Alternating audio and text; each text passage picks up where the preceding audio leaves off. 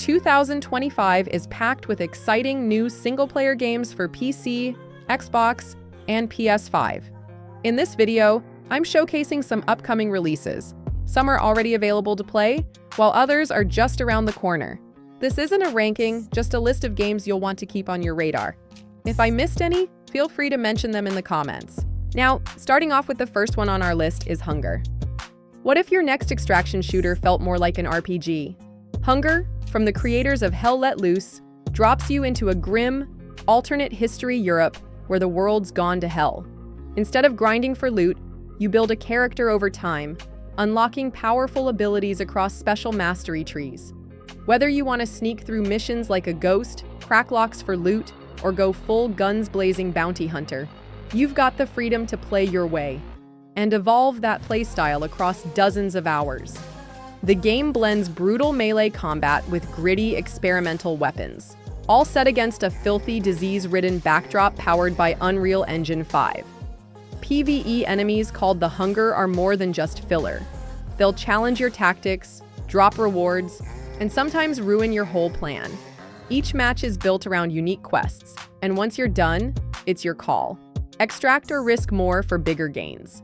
Between missions, you'll return to the Chateau, a full RPG-style hub for crafting, upgrades, and progression. Definitely one to keep an eye on. Moving up next, we have Displacement. Madness and blood meet bone-crushing violence in Displacement, a first-person action horror game where you play a lone psychologist trapped in a research station that's completely lost its mind.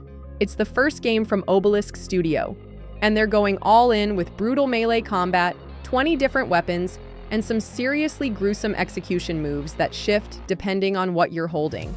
There's also a smart temperature system that lets you mess with the environment and get creative in fights.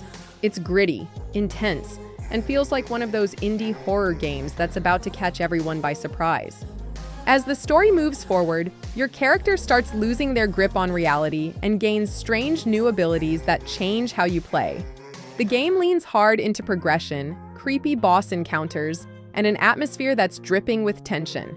With devs who've worked on Sons of the Forest, expectations are already high. And based on what we've seen so far, Displacement might just become the next cult horror favorite. No release date yet, but it's worth wishlisting while they finish the alpha build. Up next, we have Frostpunk 1886. Instead of revisiting the past with a simple remaster, 11-Bit Studios is reimagining its breakthrough survival city builder with Frostpunk 1886, a full-scale remake crafted in Unreal Engine 5. This version brings new life to the original's unforgiving world, not just with enhanced visuals, but with expanded gameplay systems, deeper moral choices, and an entirely new purpose path that promises fresh challenges, even for veterans of New London. It's built to honor the storm that started it all, while adding meaningful changes to how players lead, sacrifice, and survive. Beyond the rebuilt foundations, the remake introduces long-awaited mod support and new possibilities for future expansions, features the original engine couldn't support. While Frostpunk 2 continues on its own track with updates and console plans, 1886 serves as a parallel evolution, one grounded in the legacy of the original but designed to push its systems further. For fans of the genre, it's shaping up to be a definitive return to one of the coldest, harshest strategy games ever made. Next on the list, we have BrokenLore Don't Watch. Shinji just wants to be left alone. His apartment's a mess, his parents fund his isolation, and his only connection to the outside world is through screens. But when other shut-ins start vanishing and strange events unfold, his bubble of comfort turns into a trap. Don't Watch explores the mental state of a hikikomori through eerie exploration, creepy encounters, and environmental storytelling that slowly peels back reality. This is a short but intense indie horror where you'll navigate a looping apartment, uncover disturbing secrets, and make tough choices that affect the story's outcome. There's light puzzle solving, a few branching paths, and unsettling visuals that lean into Japanese horror, especially in the final act. It's part walking sim, part psychological scare trip, and all about confronting inner demons. With multiple endings and monsters you won't soon forget, it's a compact, surreal experience done right. Moving forward, we have Robocop Rogue City Unfinished Business. Detroit's about to get messier, and it's up to Robocop to clean up the streets once again. The standalone expansion Unfinished Business drops you into Omni Tower, a massive high-rise complex that's been overrun by elite mercenaries. It's unclear why they're there, but Robocop isn't in the business of asking questions. He's in the business of upholding the law, even if it means turning every floor of this gentrification project into a bullet-riddled crime scene.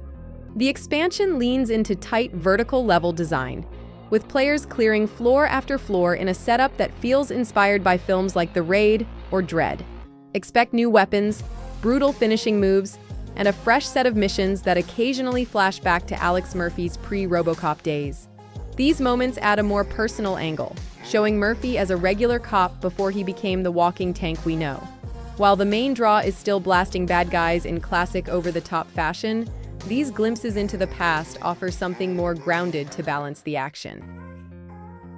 Next up, we have the Elder Scrolls IV Oblivion Remastered. There's something unforgettable about walking into a place you just know is bad news. Going back to Hackdirt in Oblivion Remastered feels like stepping into a nightmare you signed up for on purpose. The updated visuals make this creepy little village look even more harmless than before, which only makes the secrets underneath hit harder. If you've done this side quest before, the tension still builds the same way. And if it's your first time, you're in for one of the creepiest stories in the game. Oblivion Remastered is available now, so you can jump in anytime. The quest is about Dharma, a missing Argonian merchant's daughter. It leads you into dark tunnels, weird culty villagers, and a creepy mystery about the Deep Ones. The vibe goes from quiet stares to full-on dread as you figure out what the town's hiding. With better lighting, strange NPC behavior, and those classic persuasion moments, this side quest hits just as hard as it did years ago. Some places really do stick with you. Moving up next, we have Crosswind. There's a new pirate survival MMO out on the seas, and it's already making waves. Crosswind blends swashbuckling adventure with a twist of supernatural mystery, all set in a gritty reimagining of the age of piracy. You play as a captain who's been betrayed and left for dead, but your personal revenge story soon pulls you into something much bigger. Warring empires, pirate factions, and ancient forces stirring beneath the waves. And even though it leans into multiplayer, solo players have plenty to explore too. The gameplay brings together survival staples like crafting and base building with fast naval combat and sword fights. You'll board enemy ships, take on massive bosses, and sail through strange biomes. There's always something to keep you busy. You can upgrade your ship, gather a crew, and unlock better gear as you go. With a packed roadmap of updates on the way, Crosswind looks like a strong choice if you're into survival games with a heavy dose of salt and steel. Up next, we have Star Wars Zero Company. It's not every day we get a brand new Star Wars tactics game, but Zero Company is on the way, and it's looking like one to watch. Set during the final days of the Clone Wars, this single-player, turn-based strategy game follows a former Republic officer named Hawks. You'll lead a fully customizable squad through missions across the galaxy, with choices that shape how the story plays out. Whether you're gathering intel, managing your base, or making tough calls in the field, every decision matters. Gameplay is all about commanding your team in tactical fights and investigations. You'll rotate through different unit types, upgrade your base, and grow an informant network to help track threats. The cast features brand new characters from across the galaxy, with a mix of alien species and roles to build out your squad. Hawks himself can be shaped around your playstyle. With devs from top strategy titles and backing from Lucasfilm and Respawn, Zero Company is set to launch in 2026 for PC and consoles. Coming up next, we have Directive 8020. Things go south fast in Directive 8020, the next entry in the Dark Pictures anthology. You're part of a deep space expedition meant to establish a new home for humanity. But instead, you uncover something far more sinister. This time, it's not just about survival.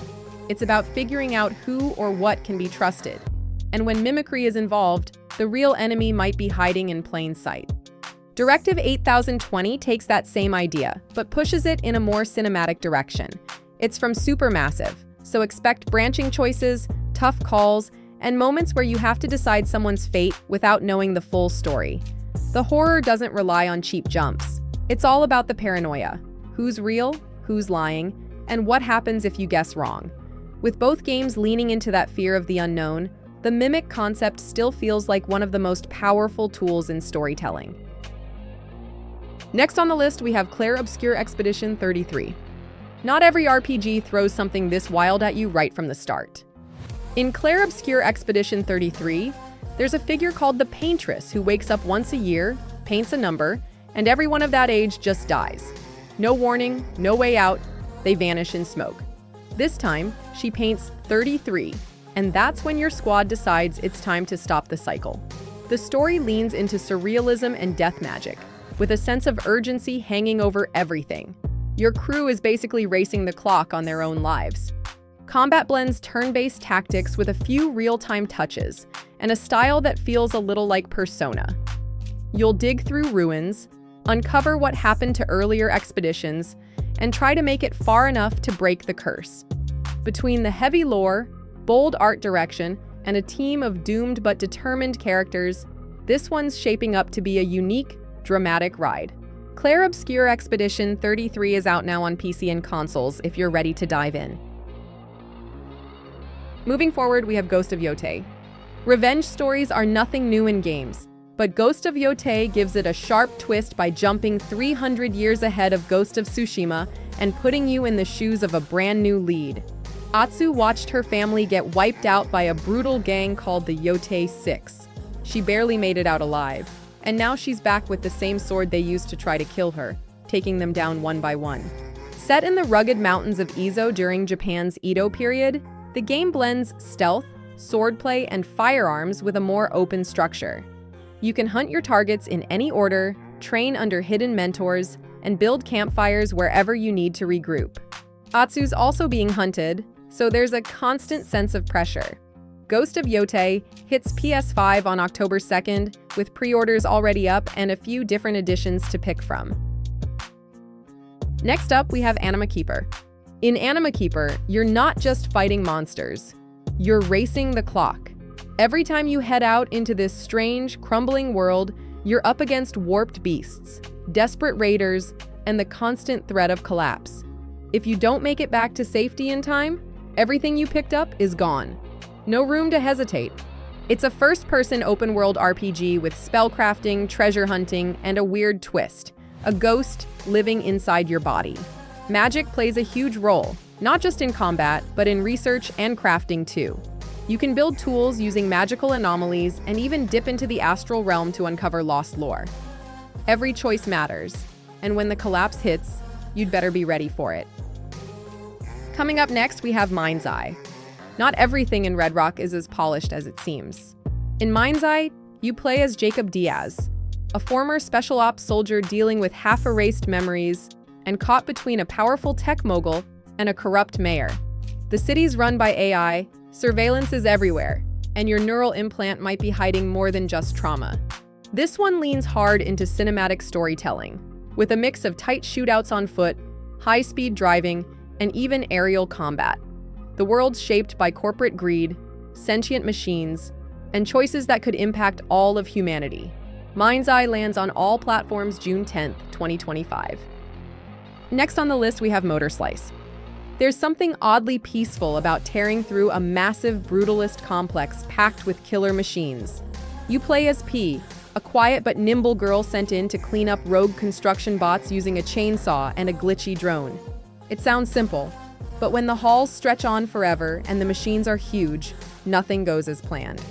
The game's all about fast parkour, sharp combat, and giant boss fights where you're literally climbing your enemies, kind of like Shadow of the Colossus. You'll be wall running, sliding, and pulling off stunts through strange liminal spaces, all wrapped in a moody, pixelated art style. It's stylish, dangerous, and just mysterious enough to keep you wondering what's really going on. Moving forward, we have Silly Polly Beast. What starts as an escape quickly turns into something darker. You play as Polly, A 17-year-old who breaks free from a terrible shelter only to get stuck in a fog-covered underworld. Monsters lurk around every corner, and your only warning is a bracelet that glows red when the death mist is close. The only way out? Learn to survive, and maybe accept the demon growing inside you. The game mixes exploration with fast combat from both side-scrolling and top-down views. You'll find ancient spells, uncover creepy memories, and fight off nightmare creatures. The mood is heavy, the stakes feel personal, and every choice pulls Polly deeper into a deal she might not get out of. Next up, we have No Rest for the Wicked: The Breach. You're not just slicing through enemies in No Rest for the Wicked, you're making your way through a plague-soaked world that just got a serious overhaul. The game already blended tight, Souls-like combat with a Metroidvania-style world, but the Breach update kicks things up across the board. Now fully independent after parting ways with Take-Two, Moon Studios used this moment to relaunch with a much bigger scope and fresh momentum. The update brings 2 new regions, one draped in golden sunflowers, the other a towering forest packed with bird-like foes. There's a new town hub, a nasty plague system that mutates enemies and zones, and boss fights that really lean into the grotesque. Underneath the visuals, the devs have reworked core systems like gear repair, leveling, and XP flow, partly in response to player feedback on the game's steep difficulty. Heads up, you'll need to start a new character to see it all, and while performance is still spotty on Steam Deck, there's a lot here for anyone craving challenge and atmosphere. Coming up next, we have Quantic River. You're not just dashing through hallways in Quantic River, you're slicing through steel, dodging drones, and bending the rules of time itself. Set in a sleek, dystopian city, this high-speed action game blends katana combat with hacking and exploration, all wrapped in a layered level design that rewards sharp instincts and sharper blades. Every room feels like a puzzle, every enemy a challenge of timing, and every path a chance to go faster or dig deeper. Combat centers on precision, perfectly timed parries, smooth counterattacks, and stylish move combos. An overheat-based anomaly system lets you slow time, giving you a vital edge when things get chaotic. The environment plays a role too, with hackable and sliceable elements that open up new routes or clear threats. Upgrades boost everything from your movement to your combat skills, and the dual-layered levels give speedrunners and explorers plenty to discover and master. Next on the list, we have Elden Ring Nightreign. Things don't just go bump in the night here. They crash, bleed, and twist the world around you. Elden Ring Nightreign takes the lands between and reshapes it into something darker and more unpredictable, where the creeping night isn't just atmosphere, it's a full-blown, reality-bending threat. You're not going it alone this time either. Up to 3 players can team up, each bringing a unique hero with their own combat style and special abilities that shine brightest when used together. The world shifts with every run, keeping exploration fresh and tension high. As darkness closes in, new dangers emerge, ending in brutal boss fights that demand coordination and quick thinking. It's a tighter, more cooperative spin on the formula, trading open-world sprawl for high-stakes synergy. Still very much Elden Ring at its core, just leaner, faster, and wrapped in shadow. And finally, we have Honor of Kings World. You might know Honor of Kings as a mobile MOBA juggernaut, but now it's leveling up into something way bigger. Honor of Kings World ditches the arena setup for a full-on class-based action RPG, where over-the-shoulder combat meets folklore-inspired boss fights. There are 11 classes to pick from, each with flashy ultimates and a tag-style system that lets you switch mid-fight. It's a shift away from gacha randomness and more about pulling off stylish combos in the heat of battle, and it plays surprisingly smooth. The demo featured a dual-class loadout mixing swordplay and ranged attacks to keep the pressure on. One standout moment? A massive monkey boss styled after traditional Chinese theater, packed with the kind of spectacle you'd expect from a big-budget release. There's also talk of large-scale multiplayer and a cosmetics-driven economy, with the devs claiming no pay-to-win mechanics. If that holds, this could be a solid step into premium-feeling free-to-play territory. So, that's it for today's video. Thanks for watching. If you enjoyed this video, make sure to give it a thumbs up and hit that subscribe button so you never miss an update. Don't forget to click the bell icon to get notified when I upload new content. If you have any thoughts or suggestions, Drop them in the comments below. I'd love to hear from you. And check out these other videos you might like. See you in the next one.